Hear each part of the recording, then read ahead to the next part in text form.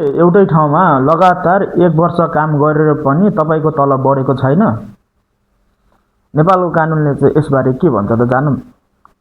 श्रम ऐन 2074 अनुसार 1 वर्ष सेवा पूरा गरेको कर्मचारीले वार्षिक तलब वृद्धि ग्रेड पाउने अधिकार हुन्छ। जानौँ ग्रेड भनेको चाहिँ के त? ग्रेड भनेको हरेक वर्ष कर्मचारीको आधारभूत तलबमा थप गरिने रकम हो।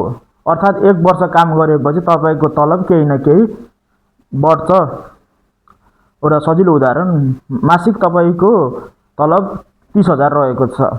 एक दिनको तलब गर्दा कति आयो? 30,000 डिभाइडेड बाइ 30 गर्दा रु 1000 र आधा दिनको तलब कति भयो भनेपछि रु 500। त्यसैले 1 वर्ष पुरा भएपछि तपाईहरुको तलब कम्तीमा 500 ले बढ्नुपर्छ। अर्थात् पहिले तलब 30,000 थियो भने अब ग्रेड वृद्धि 1 वर्ष काम गरिसकेपछि तपाईको तलब 30,500 हुनुपर्छ कम्तीमा। धेरै कर्मचारीहरुलाई यो अधिकारको जानकारी नै हुँदैन। एउटै तलबमा वर्षौं काम गराउनु कानुन अनुसार गलत हुन सक्छ। त्यसैले आफ्नो श्रम अधिकार जानौं, सचेत बनौं। धन्यवाद।